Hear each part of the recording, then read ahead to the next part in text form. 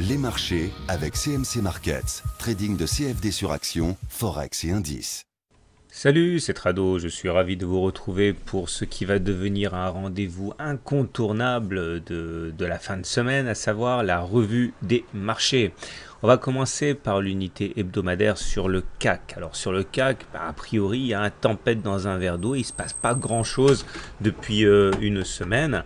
Finalement, j'ai envie de dire l'essentiel est préservé. On se maintient au-dessus de la moyenne mobile à cette semaine. Ici, comme vous pouvez le voir, ça fait quand même 2 semaines consécutives qu'on attaque la moyenne mobile à cette semaine, mais que finalement les attaques sont avortées, que l'on clôture au-dessus des moyennes mobiles à cette semaine à chaque fois.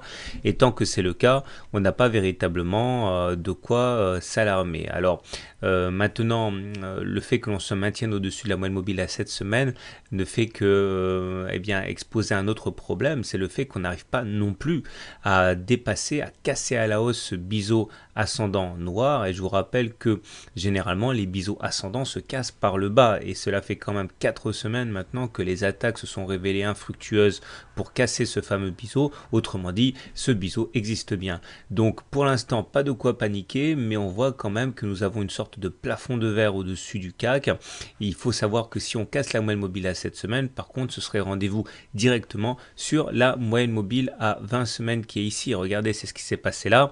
Une fois que l'on casse la moyenne mobile à 7 semaines, généralement on va chercher la moyenne mobile à 20 semaines. C'était le cas également ici, M7 cassé, M20 touché.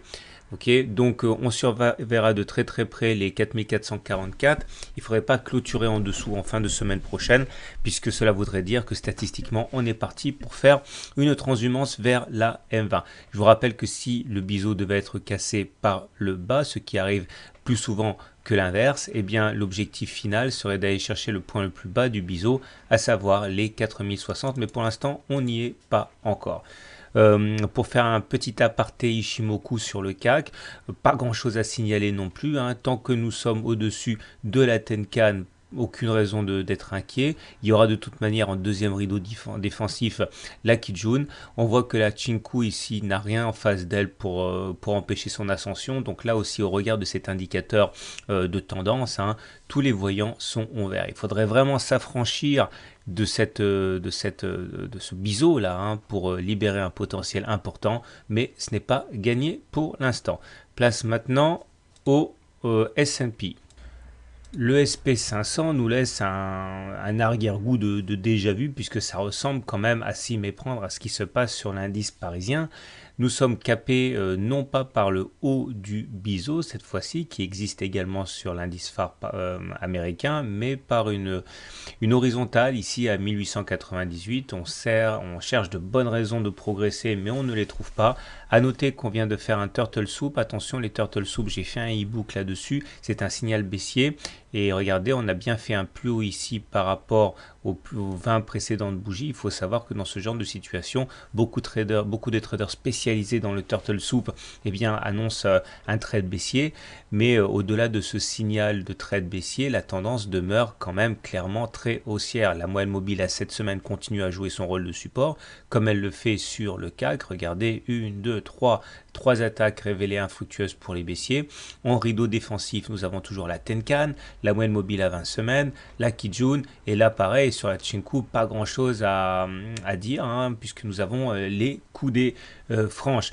Mais là aussi, en cas d'attaque sur le SP500, nous sommes dans un biseau. Je vous rappelle que les biseaux ascendants se cassent la plupart du temps par le bas, ce qui nous donnerait en objectif maximal pour cette figure les 1736, mais bon, on y reviendra le cas échéant. Place à la suite. On continue notre promenade avec le DAX 30, l'indice des 30 grandes valeurs allemandes, en hebdomadaire toujours. Et là encore, ça s'apparente à un phénomène où on voit le DAX calé. Regardez, Turtle Soup encore une fois, c'est un plus haut de 20 séances ici, je le dis rapidement, mais effectivement c'est un peu plus compliqué que ça. En tout cas, plus haut de 20 séances, mais finalement on clôture en dessous du plus haut de 20 séances.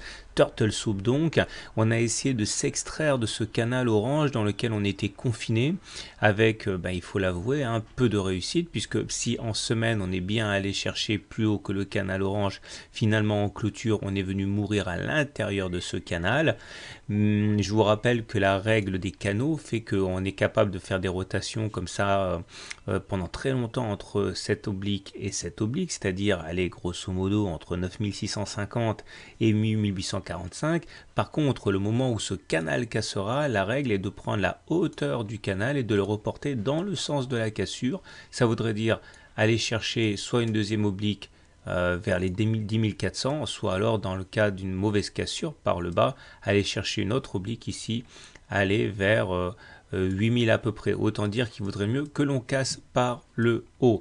Au niveau du suivi de tendance, ça reste toujours très très bon, au-dessus de la moyenne mobile à 7 semaines, au-dessus de la moyenne mobile à 20 semaines, Tenkan et Kijun en support, Chinku avec, attention quand même, hein, là il semblerait bien que nous ayons une oblique de résistance sur la Chinku, ce qui explique d'ailleurs les difficultés que l'on a à passer actuellement ce niveau.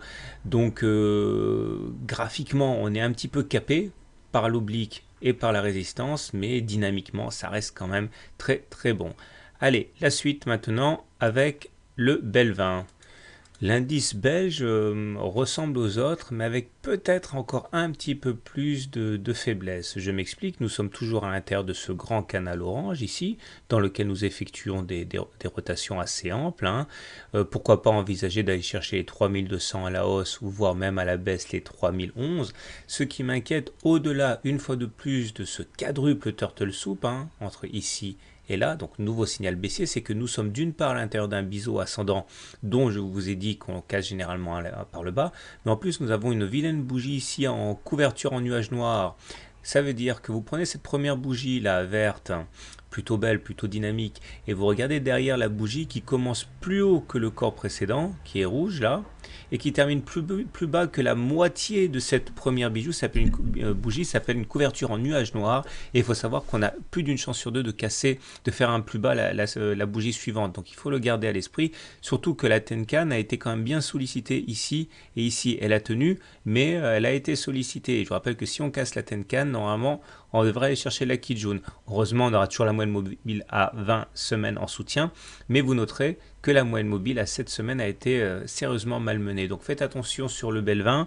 Si effectivement c'est précurseur de ce qui risque de se passer sur d'autres marchés, il faut quand même avoir le doigt sur la gâchette si on est haussier. On va terminer avec le Nasdaq. Alors on va terminer avec le plus mauvais, il s'agit du Nasdaq. Alors comme vous pouvez le voir, on a quand même singulièrement morflé depuis quelques semaines sur le Nasdaq. On est franchement très très loin des plus hauts ici vers les 4378. On a cassé la moyenne mobile à 7 semaines, c'était là. Du coup on a allé chercher la moyenne mobile à 20 semaines. Et de la même manière, une fois qu'on a eu cassé, je l'ai expliqué tout à l'heure, la Tenkan, on est allé chercher la Kijun. Alors heureusement maintenant on a des supports car la dynamique est devenue mauvaise. Alors, les supports, c'est tout d'abord le prolongement de la Kijun ici. On voit bien d'ailleurs que ce support a bien joué son rôle ici, ici, ici. Okay. Nous avons également le Chinku qui voudrait bien baisser mais qui va être confronté à une résistance physique, à savoir le canal orange ici qui nous a guidé d'ailleurs pas mal de temps sur le Nasdaq avant de rompre, de vaciller, c'était là. Et comme d'une part nous avons ce support qui est là, qui nous retient, et le Chinku qui va arriver sur cette zone graphique de support, eh bien on a effectivement de quoi se raccrocher aux branches. Mais par contre la dynamique elle est clairement baissière. Autrement dit, je me méfierai pour la semaine prochaine. Nous sommes vraiment dans une situation de grande vulnérabilité avec en ligne de mire, pourquoi pas, surtout si la Kijun lâche, et si le support lâche, d'aller chercher le fameux nuage. On y reviendra la semaine prochaine. Voilà, c'est terminé pour la revue des marchés. Je vous donne rendez-vous la semaine prochaine pour une nouvelle revue.